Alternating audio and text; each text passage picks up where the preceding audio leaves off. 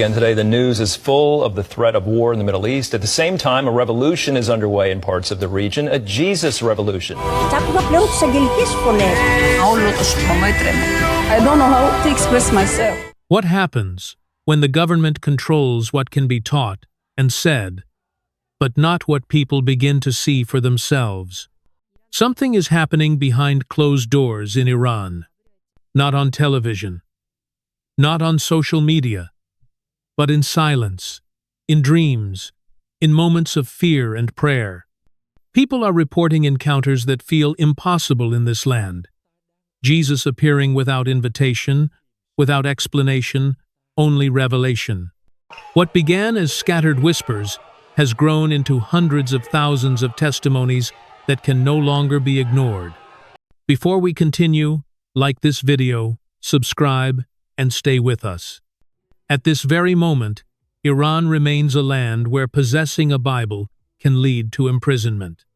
A nation where church doors are sealed shut, pastors are taken away without warning, and a decision to follow Christ may carry the ultimate cost. By every political and legal measure, Christianity in such a place should have vanished long ago, reduced to history, erased by fear. And yet, the data tells us the exact opposite. Today in Iran, the Christian church is growing faster than anywhere else in the world. And this is where the mystery begins. This is where a gap opens, one that human logic cannot fill. How is that possible? There are no foreign missionaries. They were driven out years ago. There are no stadium revivals, no public sermons, no printed invitations passed from hand to hand. Voices have been silenced, pathways have been closed, and still the gospel is spreading. The question becomes unavoidable. If people are forbidden to speak, then who is doing the preaching? And here, everything slows down. Because the answer does not belong to politics, sociology, or psychology. It belongs somewhere deeper. What is unfolding is not rumor or exaggeration. It is a documented reality taking place right now, even as you listen. Across Iran, thousands of Muslims, men and women, who have never read scripture and never met a Christian, are encountering truth in a realm no authority can police. In their dreams, in the quiet of the night, in places no law can reach. Tonight, we will examine the testimonies of the man clothed in white, whom hundreds of thousands are encountering at this very hour. A warning is necessary. What you are about to hear is not fantasy. It is not viral storytelling. Verified sources are provided, and before we get into the testimonies, we need to clear the ground of a legitimate doubt. Is this true, or is it just an internet fairy tale? As Christians, we must be lovers of truth, not lovers of sensation. And the sources are authoritative. For more than 6 decades, Open Doors has carefully tracked the persecution of Christians worldwide. Their reports confirm that the underground church in Iran is not merely surviving, it is surging. From a few thousand believers in the late 1972, estimates now point to numbers between 800,000 and over 1 million. Yet the most startling insight comes from extensive field research conducted by missiologist David Garrison. In his book, A Wind in the House of Islam, he interviewed more than 1,000 former Muslims who embraced Christianity throughout the Islamic world. When asked what ultimately led them to Jesus, theological debate was not their answer. Instead, a striking majority responded with the same words: "I dreamed of him." Please listen to me. That video from the hospital, it went everywhere. These were not vague impressions or fleeting images. They were vivid, consistent encounters shared by people who had never met, lived in different regions, and had no connection to any church. Again and again, they described the same figure, a man whose face shone with unbearable brightness, whose presence overwhelmed them with peace and authority. He was dressed in white. He spoke with intention. His words were not random. They echoed precise biblical language, phrases these individuals could not have known by natural means. Dr. Hormoz Shariat, a former Muslim and now pastor, often referred to as the Billy Graham of Iran, has stated publicly that he has rarely encountered an Iranian believer whose conversion did not involve a dream or supernatural vision. Islamic rule. At the beginning, Iranians and Muslims are ready to live and die for. As he puts it, when human systems attempt to silence truth, heaven finds another entrance. When roads are blocked and pulpits are empty, Christ steps quietly into bedrooms. This moment echoes an ancient promise. The people who walked in darkness have seen a great light. Those who dwelt in a land of deep shadow, on them light has shone. Isaiah 9:2. To grasp the weight of what is happening, statistics alone are not enough. We must listen. We must enter the stories themselves, real lives, real risks, real encounters that no human authority can erase. From the many accounts that have been carefully verified, a small number stand apart. The first belongs to a young Iranian mother. For her safety, we will call her Miriam. Her world had narrowed into pain.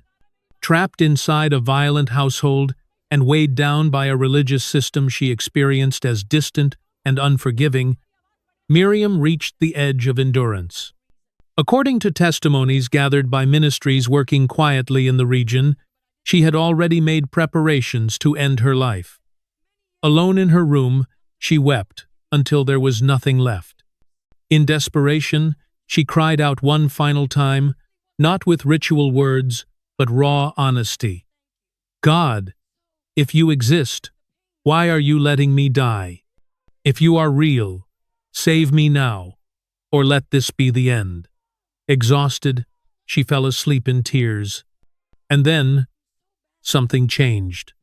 The room did not fill with ordinary light, but with presence. Miriam later said it felt as though the air itself had weight. She saw a man clothed in white. He did not accuse her. He did not rebuke her despair. He came near, and in that closeness, everything paused. He spoke gently, with certainty. Come to me. I am the way and the life. I will not harm you. I love you. When Miriam awoke, the crushing heaviness in her chest was gone, as if an unseen hand had lifted it away. She did not yet know who the man was, but she knew he was not the God she had been taught to fear. She began to search, at great personal risk. Eventually, she found a Christian. When she heard the gospel read aloud, she stopped them and said quietly, "These are the same words he spoke to me." Today, Miriam is alive, and she now helps lead a house church. If her story stirs your heart, the second account goes even further. Because these encounters are not limited to the broken, they also reach the persecutors. There exists a documented testimony of an officer within Iran's security forces, a man whose duty was to locate underground churches, arrest believers, and erase them. He believed his actions were righteous. After one operation, he returned home and slept. That night, he saw the man in white. This time, the presence was not only gentle, it was overwhelming. In the dream, the officer attempted to resist, to fight, even to draw his weapon. But his body would not obey. He was pressed down, not by force, but by love, an unbearable, undeniable love. Then the man asked him a single question. "Why are you persecuting me?" The echo is unmistakable. It mirrors the encounter on the road to Damascus. Scripture is not merely a record of the past, it is a witness to what still unfolds. The officer awoke, shaking, drenched in sweat. Years of hatred dissolved in a moment. He sought out the very Christians he had once imprisoned, not to harm them, but to beg forgiveness and to be baptized. This is the turning point. No argument, no debate, no doctrine alone could have transformed that man. Only a direct encounter with the living Christ. Why, then, Does God choose dreams? Why not appear openly, in daylight? There are two reasons, both profound. The first is cultural. In the Middle East, dreams are not dismissed. They are taken seriously. Within Islamic tradition, dreams are often understood as potential messages from God. In His wisdom, God speaks in a language the heart already understands. The second reason is prophetic. And afterward, I will pour out my spirit on all people. Your sons and daughters will prophesy. Your old men will dream dreams. Your young men will see visions. Joel 2:28. What is happening in Iran is not an anomaly. It is alignment. When human systems attempt to restrain the spirit with laws, threats, and prisons, the spirit overflows. Like a river breaking through barriers, he moves where no authority can follow. This is proof that Jesus is not a memory, not a moral symbol, not a silent prophet. He is alive, seeking his sheep one by one, crossing walls and censorship to reach them. And this leaves us uneasy. In the West, we have abundance Bibles everywhere, churches on every corner, complete freedom. And yet our faith often grows comfortable, routine, dim. In Iran, thousands risk everything because they encountered a man in a dream. They may lack formal theology, but they have him, and that is enough. The story of the man in white reminds us that God has not stopped moving, that no door is truly closed. And perhaps it is an invitation to us as well, to awaken from spiritual sleep and behold His glory again, with the same wonder shared by our brothers and sisters in Iran. I ask you now to respond. Write in the comments a sentence that is both prayer and proclamation. Your light cannot be chained. Let us fill this space with truth. Let us pray for the church in Iran, and ask that the same light now shining in hidden rooms would also illuminate our hearts. Among the documented encounters, there is one that stands apart not because of emotion, but because of logic. The subject was a medical student in Tehran, highly trained, intensely rational, a committed atheist who viewed religion not as truth, but as a sociological mechanism useful for order, dangerous for freedom. For him, biology explained life. Chemistry explained consciousness. Anything beyond that was unnecessary. Then came the dream. He found himself standing in a surgical theater, gloved and steady, performing an operation on a human body. The procedure was precise, familiar, but something was wrong. The chest cavity was open, and yet there were no visible arteries connected, no neurological signals, no life support systems in place. Still, the heart was beating. Not reflexively, not mechanically. It pulsed with intention. He stopped. He checked again. There was no biological chain sustaining it, no system to justify its rhythm. And in that moment, the operating room fell silent. No alarms, no instruments, only the sound of a heart that should not be alive yet was. Then a voice spoke. Not loud, not threatening, simply absolute. You do not hold life in your hands. He woke abruptly, disturbed not by fear, but by contradiction. The dream violated no moral code, but it shattered a foundational assumption. Everything he had been trained to believe said this was impossible. And yet, the message lingered with unsettling clarity. Life was not merely managed, it was given. He did not convert that night. He did not pray. But something irreversible had occurred. For the first time, his certainty fractured. He began to question not science, but ownership. Who defines life? Who sustains it when systems fail? It is I who put to death and give life. I have wounded, and I will heal, and no one can deliver out of my hand. Deuteronomy 32-39. This encounter did not reject science. It exposed its boundary.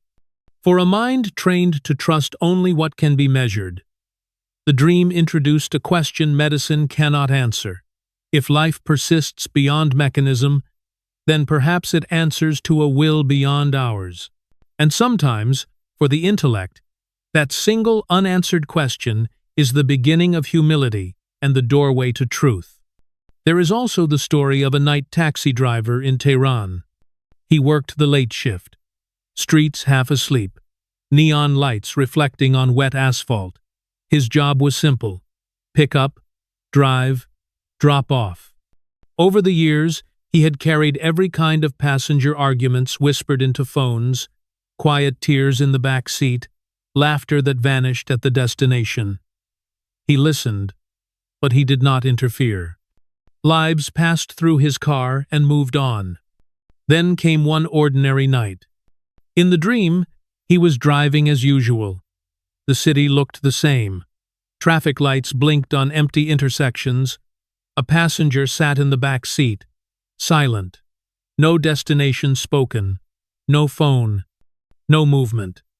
The driver glanced in the mirror several times, but the man only met his eyes calmly. They drove for a long time.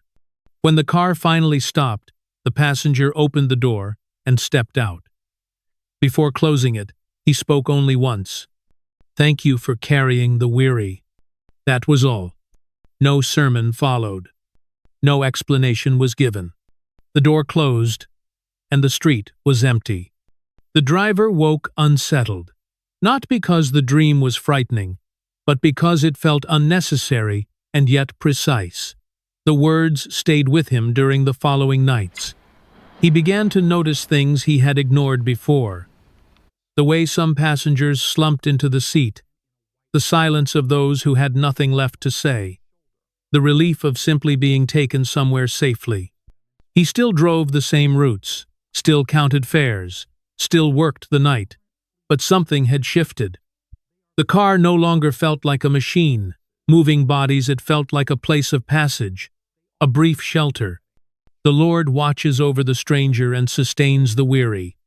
Confer Psalm 146-9. Strengthen the weary, and say to those with fearful hearts, "Be strong." Isaiah 35-3-4. The dream did not tell him to change careers. It did not call him to preach. It reframed what he was already doing. That service, unnoticed and repetitive, had weight. That presence mattered. From that night on, he paid less attention to destinations and more to the people being carried there. And sometimes, the holiest encounters do not happen in temples or visions, but in the quiet acknowledgement that simply helping the tired along their way is already a sacred act. There is also the story of a primary school teacher. Her life was orderly. She followed rules carefully. She arrived on time, prepared her lessons thoroughly, and expected discipline in return. She was not rebellious, not broken, not desperate for meaning. She believed goodness was built through structure, and children needed guidance more than gentleness. Then came the dream. She saw herself standing in her classroom, facing the blackboard. The desks were arranged neatly. The room was quiet, waiting. She began to write letters, words, lessons she had taught countless times before. But as soon as the chalk touched the board, the writing faded.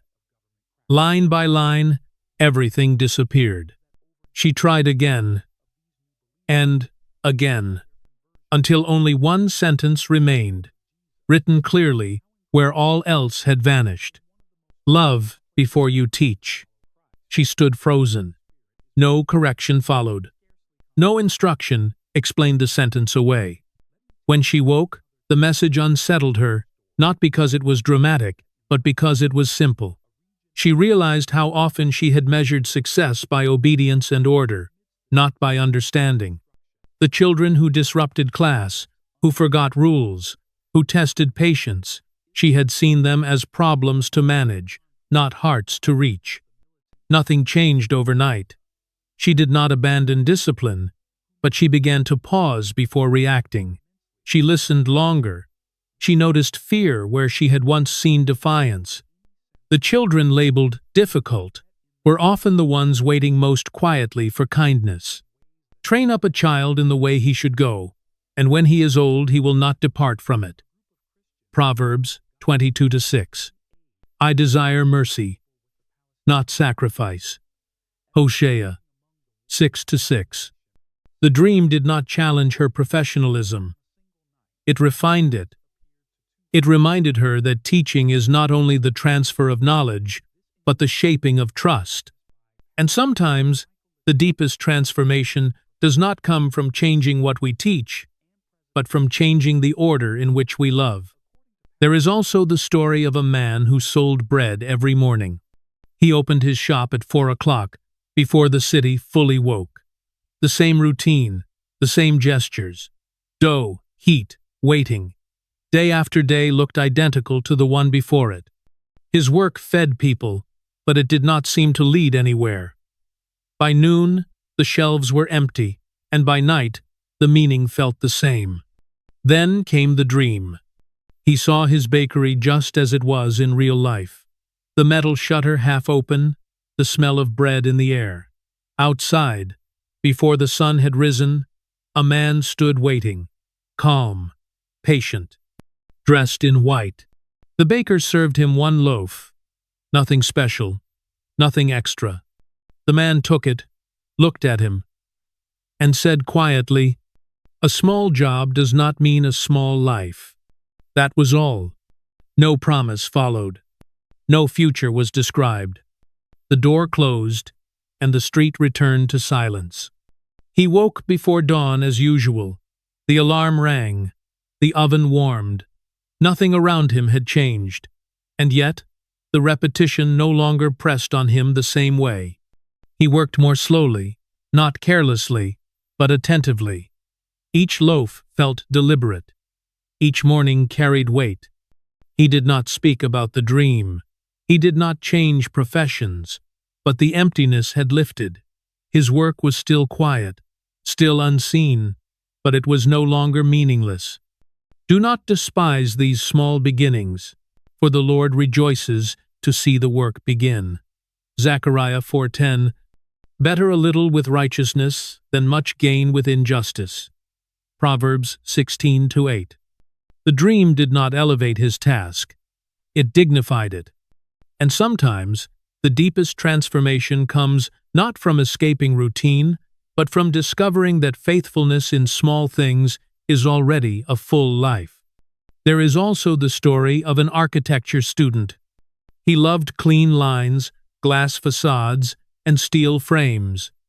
He admired innovation and efficiency, and dismissed the old as sentimental clutter. To him, tradition slowed progress. Buildings were problems to solve, not memories to preserve. Then came the dream. He saw a city unlike any he had designed before.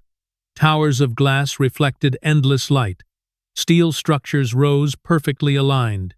Every surface was polished, every angle intentional. From a distance, it was flawless. As he approached, something felt wrong. There were no doors, no entrances, no thresholds, no way in. He walked along the buildings, searching. Walls met seamlessly. Glass touched steel without interruption. The city was complete and utterly inaccessible. Beauty without invitation. Perfection without welcome. A city no one could enter. Then a man stood beside him, clothed in white. He did not criticize the design. He did not point out structural errors. He asked only one question. Who are you building this for to enter? The student woke unsettled, not because the city had failed technically, but because it had failed relationally. For the first time, he realized he had been designing for admiration, not for dwelling, for images, not for lives. He did not abandon modern architecture, but his attention shifted. He began to ask different questions about scale, about accessibility, about how people feel when they arrive, wait, or leave. Spaces became less about spectacle and more about shelter. Wisdom has built her house. She has set up its 7 pillars. Proverbs 9:1. Unless the Lord builds the house, the builders labor in vain. Psalm 127:1. The dream did not reject innovation. It reframed it. It reminded him that architecture is not only about what rises upward, but about who is welcomed inward. And sometimes, the most important line in any design is not the skyline but the doorway that allows someone to step inside and belong. There is also the story of a mother who waited outside a school gate. Every afternoon, she stood among dozens of other mothers. Same pavement, same bell, same restless minutes before the doors opened. Nothing distinguished her waiting from anyone else's. It was ordinary, repetitive, invisible. She never thought of it as something meaningful, just what mothers did. Then came the dream. She saw herself standing in the same place, at the same gate. The school wall cast a long shadow. Children's voices echoed from inside. Time stretched, as it always did. Beside her stood a man, dressed in white. He did not hurry. He did not check the time. He simply waited with the same stillness she had learned over years. They did not speak. No explanation was offered. No lesson was given. 2 figures stood side by side, sharing the same silence, watching the same door. When she woke, the dream stayed with her throughout the day. That afternoon, as she returned to the gate, she noticed things she had never named before. The anxiety in some faces, the quiet hope in others, the way waiting itself carried love without words. She realized something gently, almost reluctantly. Waiting was not empty time. It was presence offered without certainty. It was love that stayed even when nothing happened yet. It is good that one should wait quietly for the salvation of the Lord. Lamentations 3:26. Those who wait for the Lord shall renew their strength. Isaiah 40:31. Nothing about her routine changed. She still stood at the gate. The bell still rang. Children still poured out in noise and motion. But the waiting no longer felt small. It had weight. It had meaning. And sometimes, the deepest acts of faith are not spoken or seen, but lived in the quiet courage of staying, day after day, until the door finally opens. There is also the story of a phone repair technician. His shop was small.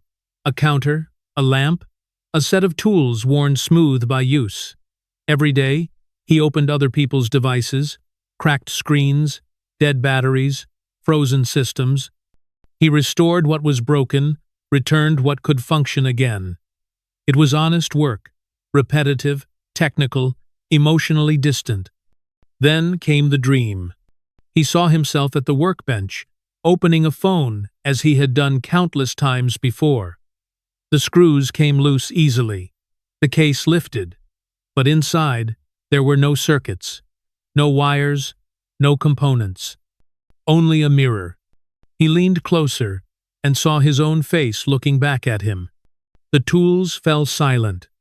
The bench felt unfamiliar. For once, there was nothing to fix, only something to face. A man stood beside him, clothed in white. He did not criticize his work. He did not ask him to stop repairing devices. He said only this: "You are used to fixing what is broken in others." Nothing more. The technician woke unsettled, not by fear, but by recognition. He realized how comfortable it had been to stay busy with other people's damage. Screens were easier than scars. Hardware simpler than habits. He had repaired thousands of phones, but had avoided looking closely at the fractures he carried himself. He did not close his shop. He did not change professions, but he began to pause, to reflect, to name the things he had long ignored. Resentments left unresolved, words never spoken, fatigue disguised as routine. Search me, O God, and know my heart. Try me and know my thoughts. Psalm 139-23. Above all else, guard your heart, for everything you do flows from it. Proverbs 4:23. The dream did not accuse him of neglect. It invited him to balance skill with honesty, to repair without hiding.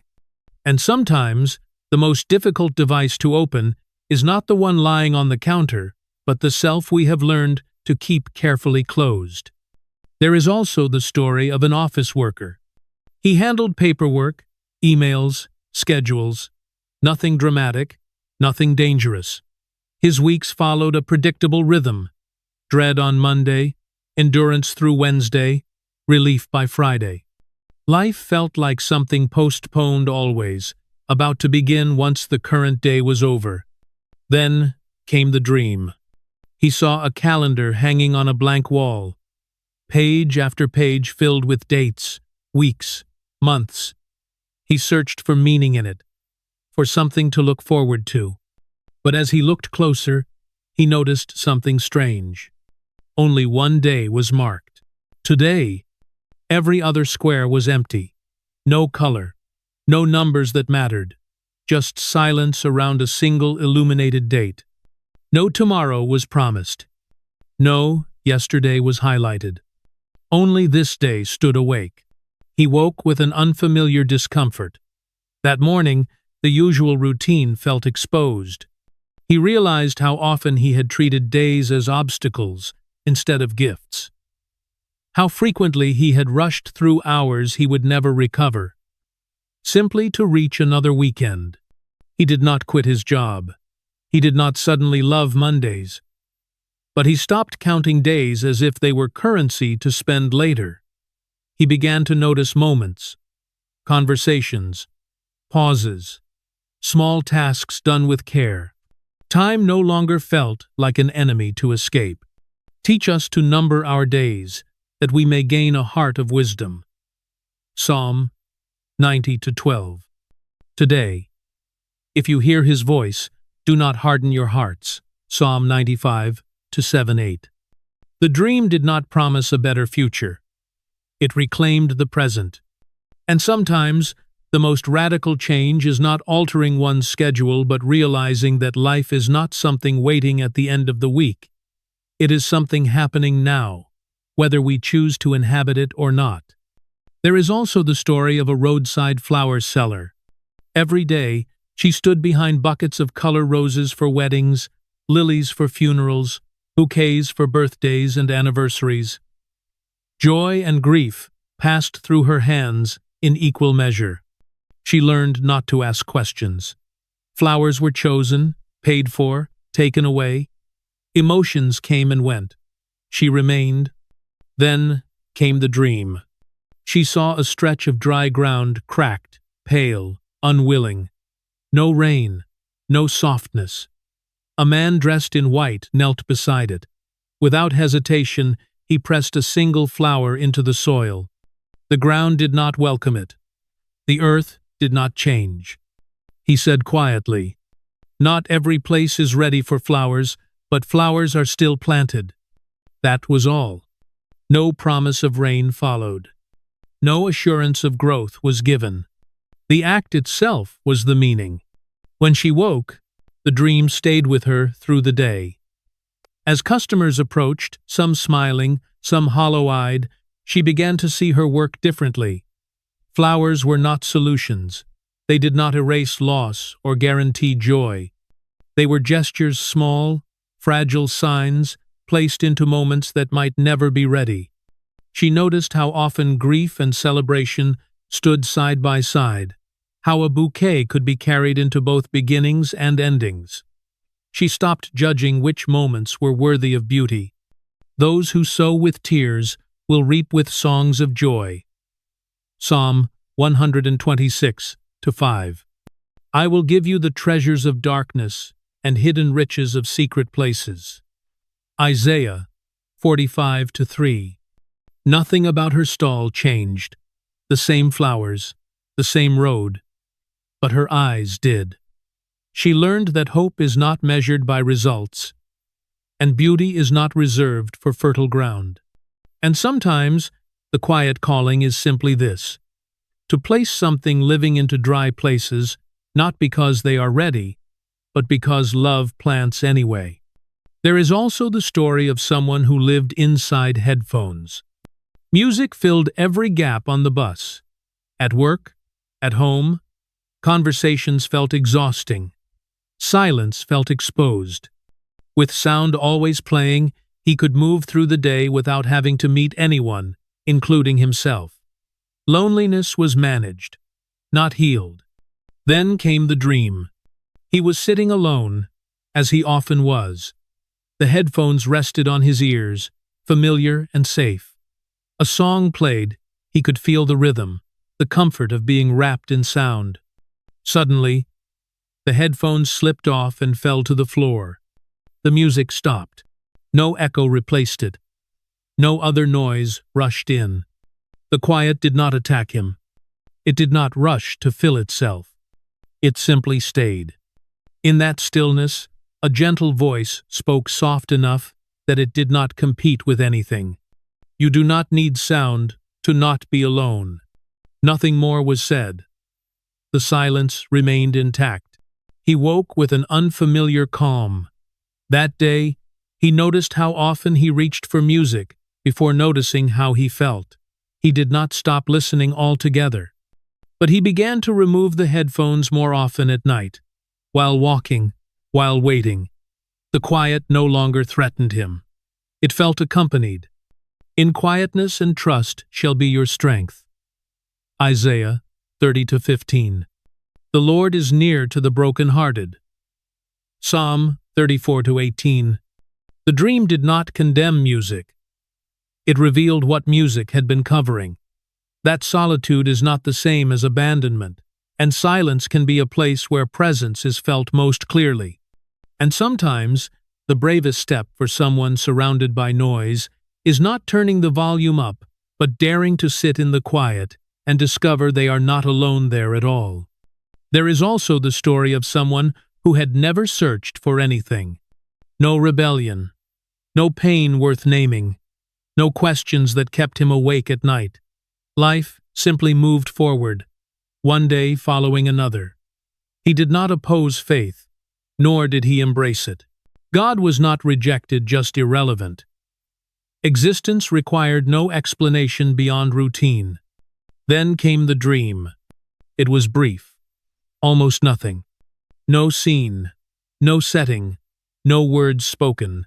Only a moment, an encounter measured not in time, but in attention. A gaze met his, calm, unforced, fully aware. And then it ended. No message followed. No emotion surged. The night returned to normal. He woke as usual. Morning light, familiar sounds, nothing seemed changed. And yet, something entirely new had entered his life. Not belief, not doubt, but a question he had never asked before. What if he is here? The question did not disturb him. It did not demand resolution. It simply existed quietly, reshaping how he noticed the world. Ordinary moments felt slightly less closed. Reality no longer felt self-contained. He did not begin seeking answers immediately. But for the first time, he recognized that not searching had been a choice, and perhaps not a neutral one. Surely the Lord is in this place, and I did not know it. Genesis 28-16. Before I was ready to answer, they asked. Before they were ready to seek me, I said, Here I am. Isaiah 65-24.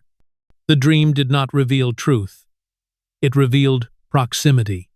For someone who had never felt the need to look beyond life as it was, the encounter offered a subtle but irreversible shift, the possibility that meaning might not need to be pursued to be present. And sometimes, the most decisive moment is not conversion, not conviction, but the first quiet awareness that perhaps you were never alone in your living at all. There is also the testimony of an elderly Islamic scholar. A man shaped not by doubt, but by certainty. For decades, he had taught the Quran. He knew its verses by heart, its commentaries by lineage, its interpretations by tradition. His voice carried weight in his community. People listened when he spoke. In matters of faith, he was not a seeker. He was a guide. Then came the dream. He found himself standing in a vast, silent space. Before him were two books. One was familiar, closed tightly, its cover worn by use and repetition. The other lay open. He did not recognize its language at first, only its light. It did not glow harshly, but steadily, as if illumination were its natural state. He did not reach for either. And in that stillness, time seemed to hold its breath. No argument was offered. No doctrine was challenged. A man stood beside him, clothed in white. There was no debate, no refutation of what the scholar had taught for years. Instead, the man asked a single question, quiet, piercing, impossible to dismiss. Do you dare to read what you were never permitted to read? The scholar awoke unsettled, not because his beliefs had been attacked, but because his authority had been bypassed. The question did not accuse him of ignorance. It exposed a boundary one drawn not by truth, but by permission. For the first time in his long life, he wondered whether faith had become familiarity, and obedience had replaced encounter. But the image of the open book, radiant and waiting, returned again and again, especially when he taught, especially when he spoke with confidence. You search the scriptures, for in them you think you have eternal life, and these are they which testify of me. Confer Isaiah 29-13, echoed in the wisdom tradition. The unfolding of your words gives light. It gives understanding to the simple. Psalm 119-130. This was not a call to abandon learning. It was a summons to courage, the courage to read beyond inheritance, to encounter truth beyond authorization. For a man who had spent his life interpreting sacred text, the dream posed a final, unsettling question. Is faith defined by what one knows, or by what one is willing to read when no one is watching? And sometimes, for those who teach others, the hardest step is not instruction, but humility before an open book. There is also the testimony of a political prisoner, a man detained not for faith, but for dissent. He had spoken at the wrong time, questioned the wrong authority. For that, he was erased from ordinary life. No trial that mattered, no sentence that ended. Only a cell of concrete and iron, where days blurred into one another and hope slowly learned to stop asking questions. Religion was not part of his story. He had not prayed when he was free. He certainly did not expect God behind bars. Then the dreams began. Every night, without variation, he saw the same figure, a man standing just beyond the iron bars of his cell. Always there, always silent at first. He never touched the lock, never reached for the door, never promised escape. The prisoner waited for anger, for explanation, for rescue, but the door did not open. And strangely, neither did the dream end. Night after night, the man remained outside the bars, close enough to be unmistakably present. The prisoner began to notice what disturbed him most. The figure showed no urgency, no frustration, no fear of the guards. It was as if the prison itself had no authority over him. Finally, in one of the dreams, the man spoke. I did not come to open the door first. I came to be with you in the prison. The words unsettled him more than any promise of release could have. He woke with tears he did not remember earning. For the first time since his arrest, the cell no longer felt empty. The walls were unchanged. The bars were still locked. but the crushing sense of abandonment was gone. He began to endure not because his circumstances improved, but because his solitude had been interrupted. When you pass through the waters, I will be with you, and through the rivers, they shall not overwhelm you. Isaiah 43:2. Though I walk through the valley of the shadow of death, I will fear no evil, for you are with me. Psalm 23:4. This encounter did not remove injustice. It did not shorten the sentence. It did something far quieter and far stronger. It answered the oldest fear of every prisoner. Not pain, but abandonment. Hope did not return as expectation. It returned as presence. And sometimes, in places where freedom is impossible, the greatest miracle is not the opening of the door, but discovering that you were never alone inside the cell. There is also the story of a young man whose world existed almost entirely online. He lived through screens. YouTube played endlessly in the background. TikTok filled every quiet moment.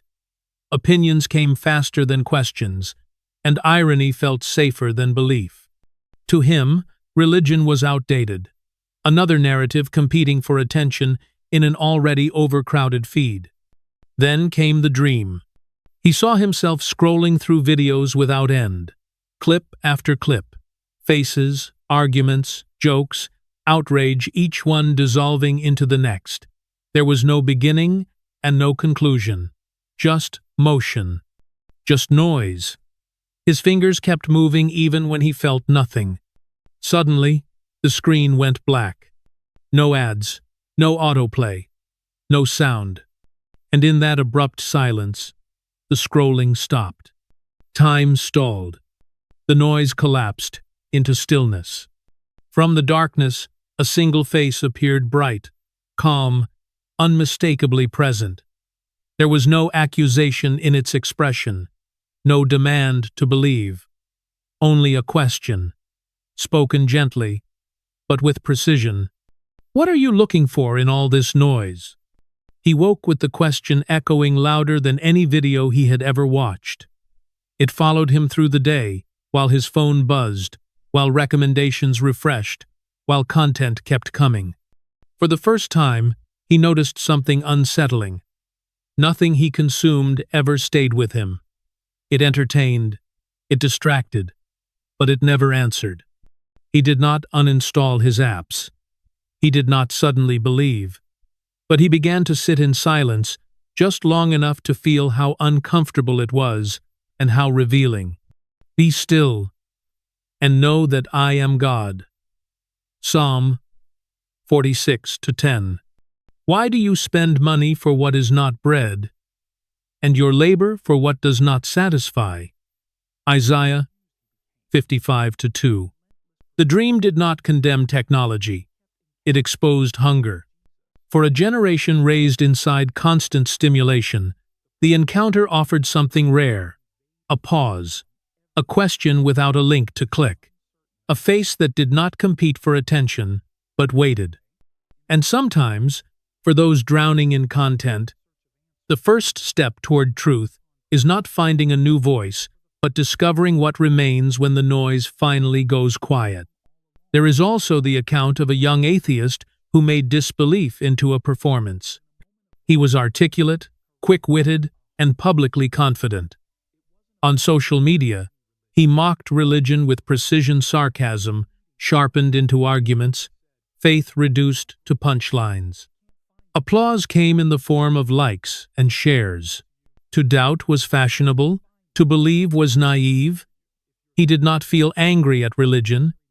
He felt superior to it. Then came the dream. He found himself standing before a vast crowd, faces stretched endlessly in every direction. He was doing what he had always done, laughing, gesturing, delivering clever remarks meant to expose belief as foolish. His mouth moved. His body shook with laughter. But there was no sound, no echo, no reaction, not even his own voice. The crowd watched, silent. And for the first time, his laughter had no audience. The silence became unbearable. It stripped the performance of its power. In that quiet, a man appeared beside him, clothed in white. There was no rebuke, no defense of doctrine, no attempt to win an argument. The man asked a single question, calm and unavoidably direct. Are you laughing because you understand, or because you are afraid to believe? The words cut deeper than any criticism ever had. He woke unsettled, not because his ideas had been challenged, but because his motives had been exposed. He had always claimed that faith was irrational, but he had never asked whether disbelief had become a shield protection from vulnerability, from meaning, from accountability. He did not stop questioning. He did not suddenly believe. But the tone of his mockery changed. The jokes felt thinner, the laughter less convincing. And for the first time, silence no longer felt like weakness. It felt like honesty. The fool says in his heart, "There is no God." Psalm 14:1. Do not say, "Why were the former days better than these?" For it is not from wisdom that you ask this. Ecclesiastes 7:10. The dream did not accuse him of ignorance. It confronted him with a harder truth, that ridicule can sometimes be a refuge, and certainty a mask worn over fear. For a mind trained to deconstruct everything, the question lingered without resolution. And sometimes, the first crack in unbelief is not evidence, but the realization that laughter can be a way of running. And when the laughter fades, what remains is not answers, but the courage to ask why one never wanted to believe in the first place. There is also the testimony of a soldier who never believed himself to be cruel. He did not hate the people he arrested. He did not enjoy violence. When asked about his role, he answered calmly, almost mechanically, "I was following orders." In his mind, responsibility ended where command began. Judgment belonged to those above him. Obedience was enough. Then came the dream. He found himself standing in an open space, stripped of insignia, rank, and uniform. Before him stretched two lines of people.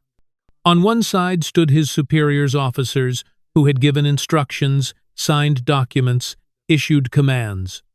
On the other side were faces he recognized immediately. Men and women he had detained, escorted, delivered. Some looked afraid. Some simply looked tired. No one spoke. No one accused him. He waited for direction, for a signal, for an order, for someone to tell him where to stand. But no command was given. No rank was acknowledged. And the silence grew heavier than any battlefield. Then a man appeared, clothed in white. His presence carried no anger, no urgency. He did not point to either line. He did not ask for explanations. He spoke once, with clarity that left no space to hide.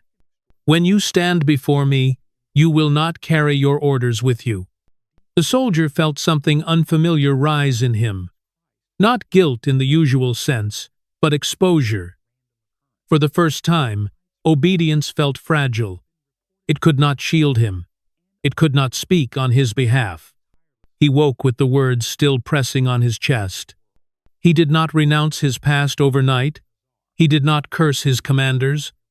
But a question took root quiet, persistent. If obedience does not absolve, then where does responsibility truly rest? Each of us shall give an account of himself to God. Do not follow a multitude to do evil. Exodus 23:2. The dream did not accuse him of hatred. It dismantled a more comfortable refuge, neutrality.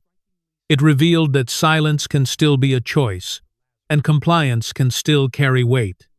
For a man trained to rely on hierarchy, the encounter introduced a sobering truth. There is a moment when ranks dissolve, commands fall silent, and the only thing that remains is who one chose to be.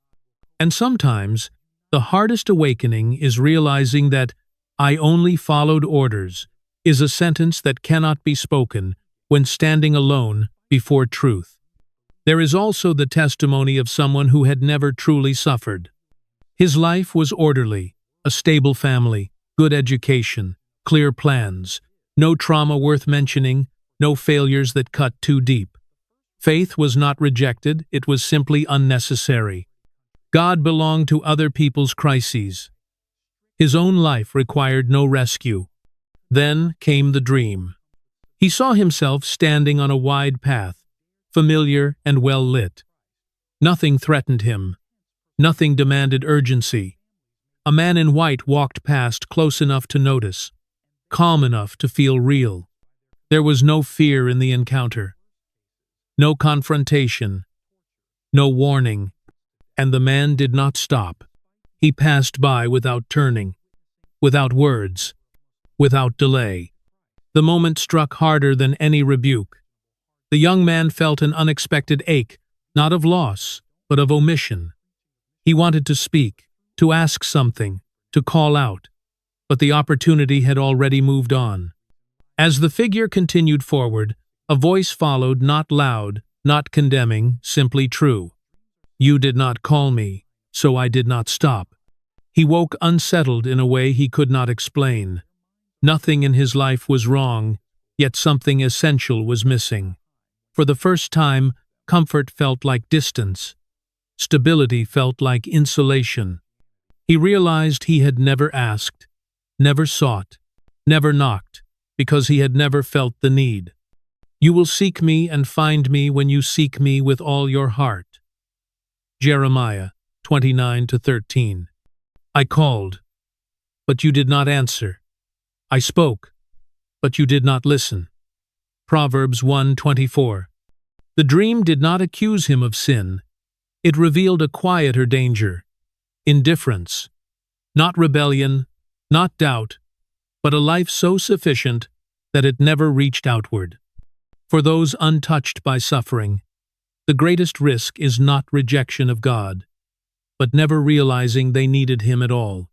And sometimes, the most sobering encounter is not being confronted, but being passed by, gently, because one never called His name. There is also the testimony of someone who never dreamed. No vision, no figure in white, no night interrupted by light or voice, nothing dramatic. Nothing that could be retold as an experience. It happened in the morning.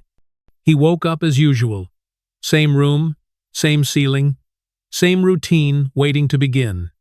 There was no emotion attached to it, no fear, no peace, no sense of presence, and yet a single thought surfaced with unusual clarity, settling into his mind without invitation. If He is real, then what? He tried to dismiss it, brushed his teeth, checked his phone, let the day begin. But the thought did not leave. It did not argue. It did not insist. It simply remained quiet, unresolved, impossible to silence.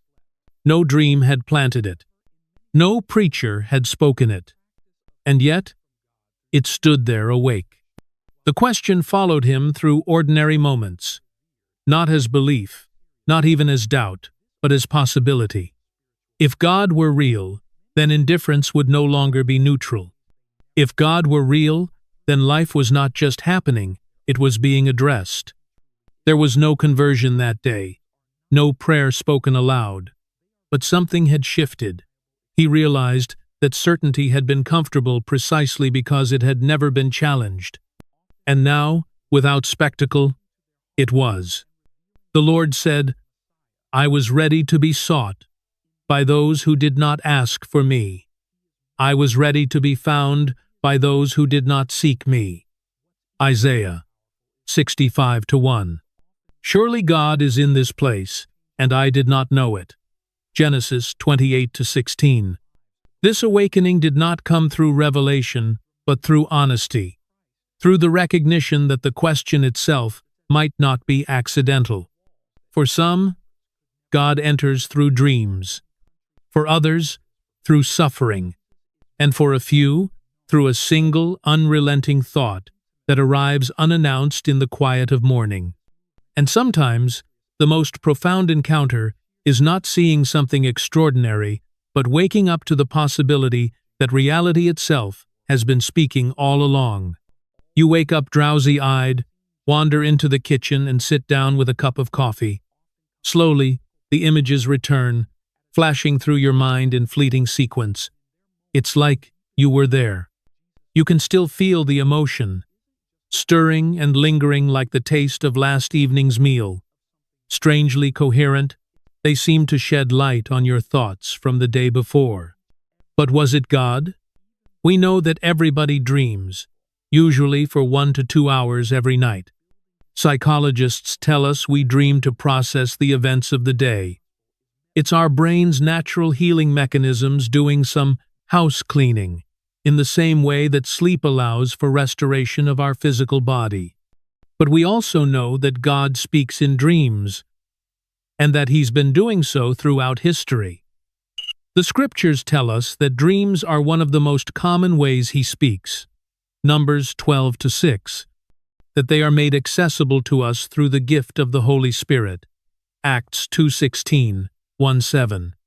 And that many of the great biblical events began while someone was sleeping. General 15:8-21, General 28:10-22, General 37:5-11, Matt 2:7-23, Acts 10:9-17, etc. So how do we know if a dream is from God?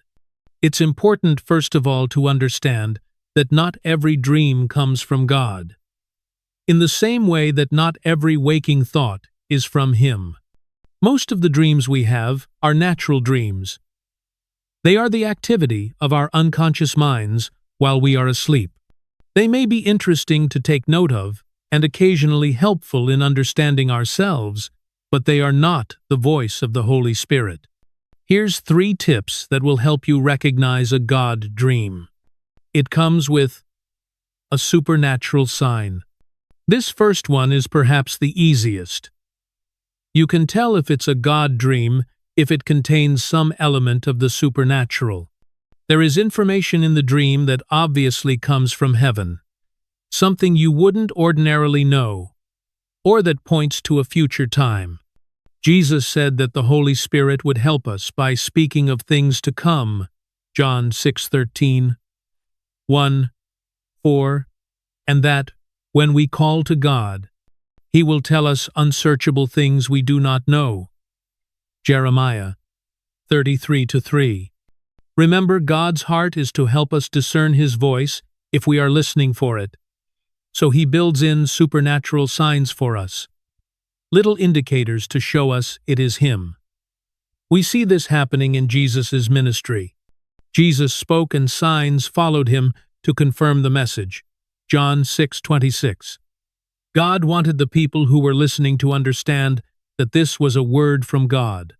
The confirming sign may be something simple, like the pastor at church preaches the same message you've just received in a dream, or events happen that day that echo what you've seen in the night. Perhaps a friend calls and repeats the same message, or the scene plays out before your eyes that very day. A note of caution, however. Signs are helpful, but we need to be careful not to manipulate them.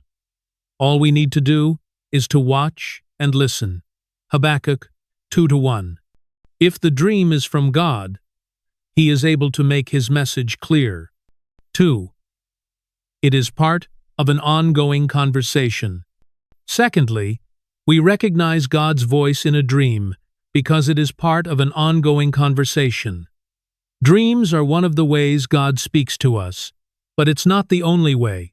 It's just one mode of communication He uses in the context of an ongoing relationship. So, if you have a dream you think may be from God, ask yourself, what has God been speaking to me about lately?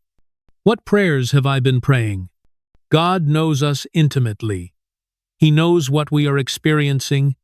He knows our prayers and what has already been said. so we learn to recognize his voice as we continue the conversation with him. It is about recognizing the voice you know and love. 3. It contains divine wisdom. A third way of identifying if a dream is from God is by looking at the nature of its message. In amongst all the jumbled imagery of your dreams, sometimes there's one that stands out. It tells a story that rings in your spirit. It answers a question you've been asking, or provides wisdom for a situation you're facing. It resonates with what God has already been saying to you, and it sounds like something God would say. Of course, sometimes we can have a natural dream that sheds light on our situations as well. Our brains are constantly working to solve problems and find answers whether we are sleeping or awake. Ultimately, we need to learn to discern the voice of God in the night, in the same way that we discern His voice in the day. We recognize His voice speaking to us in ongoing conversation, whether it's through the scriptures, a sermon, a still small voice, an impression, and through a dream. Does it produce the fruit of the Spirit? Does it lead us to worship Him? Is it something Jesus would say? The message of a God dream will always reflect God's nature and heart, as revealed in Jesus. God's words will bring peace and understanding. They produce the fruit of the Spirit and keep you in line. They help you to live a godly life and always point you back to a trusting relationship with the Father. As those who have received the Holy Spirit, we can expect to hear from God in dreams and visions. Acts 2:17. Remember that Jesus promised we would be able to recognize His voice and then follow it. It was never meant to be a one-way conversation. The echo is unmistakable. It mirrors the encounter on the road to Damascus. Scripture is not merely a record of the past, it is a witness to what still unfolds. The officer awoke, shaking, drenched in sweat. Years of hatred dissolved in a moment. He sought out the very Christians he had once imprisoned, not to harm them, but to beg forgiveness and to be baptized. This is the turning point. No argument, no debate, no doctrine alone could have transformed that man. Only a direct encounter with the living Christ. Why, then, does God choose dreams? Why not appear openly, in daylight? There are two reasons, both profound. The first is cultural. In the Middle East, dreams are not dismissed. They are taken seriously. Within Islamic tradition, dreams are often understood as potential messages from God. In His wisdom, God speaks in a language the heart already understands. The second reason is prophetic. And afterward, I will pour out my Spirit on all people. Your sons and daughters will prophesy. Your old men will dream dreams.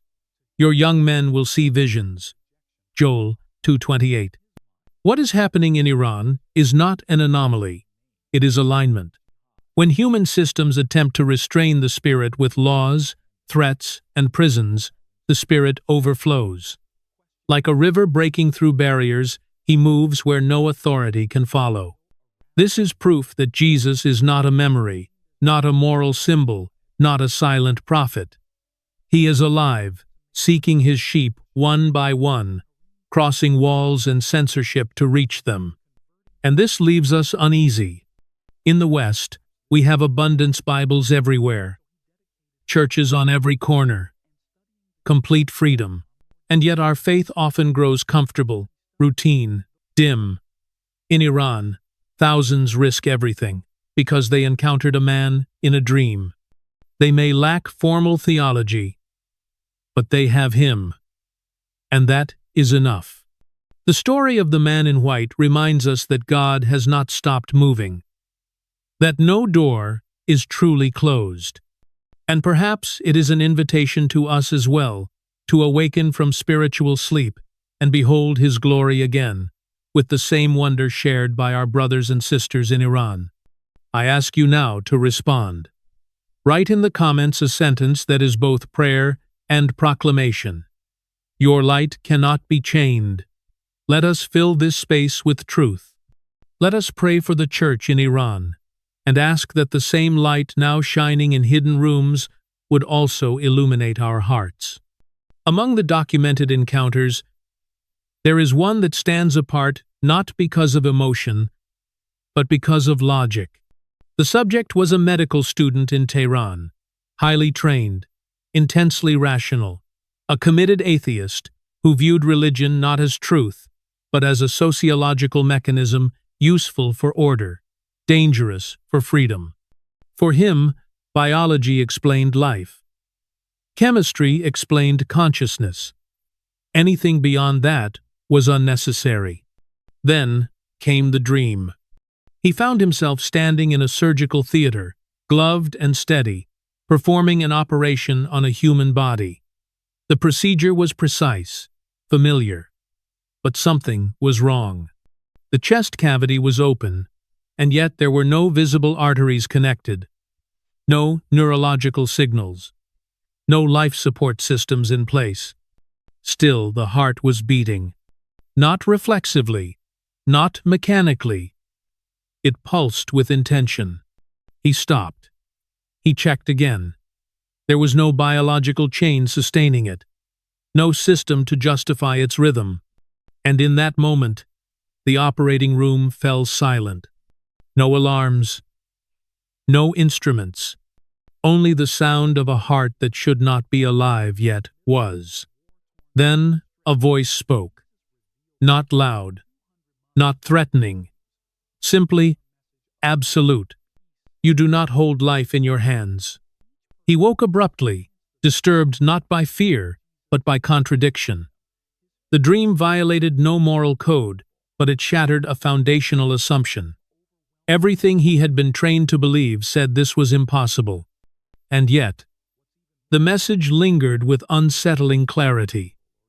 Life was not merely managed, it was given. He did not convert that night. He did not pray. But something irreversible had occurred. For the first time, his certainty fractured. He began to question not science, but ownership. Who defines life? Who sustains it when systems fail? It is I who put to death and give life. I have wounded, and I will heal, and no one can deliver out of my hand. Deuteronomy 32-39.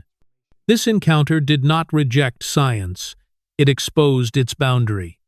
For a mind trained to trust only what can be measured, the dream introduced a question medicine cannot answer. If life persists beyond mechanism, then perhaps it answers to a will beyond ours. And sometimes, for the intellect, that single unanswered question is the beginning of humility and the doorway to truth. There is also the story of a night taxi driver in Tehran. He worked the late shift. Streets half asleep, neon lights reflecting on wet asphalt. His job was simple: pick up, drive, drop off. Over the years, he had carried every kind of passenger arguments whispered into phones, quiet tears in the back seat, laughter that vanished at the destination. He listened, but he did not interfere. Lives passed through his car and moved on. Then came one ordinary night. In the dream, he was driving as usual. The city looked the same. Traffic lights blinked on empty intersections. A passenger sat in the back seat, silent. No destination spoken. No phone. No movement. The driver glanced in the mirror several times, but the man only met his eyes calmly. They drove for a long time. When the car finally stopped, the passenger opened the door and stepped out. Before closing it, he spoke only once. "Thank you for carrying the weary." That was all. No sermon followed. No explanation was given. The door closed, and the street was empty. The driver woke unsettled, not because the dream was frightening, but because it felt unnecessary and yet precise. The words stayed with him during the following nights. He began to notice things he had ignored before. The way some passengers slumped into the seat, the silence of those who had nothing left to say, the relief of simply being taken somewhere safely. He still drove the same routes, still counted fares, still worked the night, but something had shifted. The car no longer felt like a machine. Moving bodies, it felt like a place of passage, a brief shelter. The Lord watches over the stranger and sustains the weary. Confer Psalm 146-9. Strengthen the weary, and say to those with fearful hearts, be strong. Isaiah 35-3-4. The dream did not tell him to change careers. It did not call him to preach. It reframed what he was already doing. That service, unnoticed and repetitive, had weight. That presence mattered. From that night on, he paid less attention to destinations and more to the people being carried there. And sometimes, the holiest encounters do not happen in temples or visions, but in the quiet acknowledgement that simply helping the tired along their way is already a sacred act. There is also the story of a primary school teacher. Her life was orderly. She followed rules carefully. She arrived on time, prepared her lessons thoroughly, and expected discipline in return. She was not rebellious, not broken, not desperate for meaning. She believed goodness was built through structure, and children needed guidance more than gentleness. Then came the dream. She saw herself standing in her classroom, facing the blackboard. The desks were arranged neatly. The room was quiet, waiting. She began to write letters, words, lessons she had taught countless times before. But as soon as the chalk touched the board, the writing faded. Line by line, everything disappeared. She tried again, and again, until only one sentence remained, written clearly where all else had vanished. Love before you teach. She stood frozen. No correction followed. No instruction explained the sentence away.